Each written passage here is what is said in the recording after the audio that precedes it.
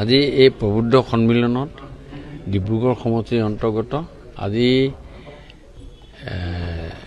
যি বিকাশৰ ওপৰত আমি 21ৰ পৰা 26লৈকে আমাৰ যিখিনি কাম কৰা হ'ল তাৰ ওপৰত এখন আমি পুস্তিকাও আজি ডিব্ৰুগড়ৰ প্ৰৌঢ়া ব্যক্তিসকলক আজি দিয়াৰ ব্যৱস্থা কৰিলোঁ।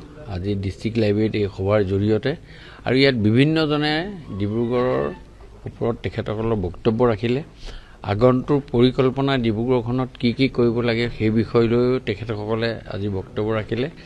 দেখিলোঁ যে সকলো মানুহৰে এটা খুব ডিব্ৰুগড়খনৰ প্ৰতি তেখেতসকলৰ এটা আৱেগ অনুভূতি আৰু ডিব্ৰুগড়ৰ উন্নয়নৰ কথা চিন্তা চৰ্চা কৰাকৈ কেইবাজন ব্যক্তিয়ে সুন্দৰকৈ তেখেতসকলৰ বক্তব্য ৰাখিলে। মই সকলোকে শুভেচ্ছা জনাইছোঁ আৰু আজি 2021ৰ পৰা 26লৈকে যিখিনি উন্নয়নমূলক কাম হ'ল তাৰ এখন পুস্তিকা সকলোকে বিতৰণ কৰা হ'ল। মই ভাবোঁ যে আগন্তুক দিনত আমি আৰু সুন্দৰভাৱে আগুৱাই যাব পাৰিম।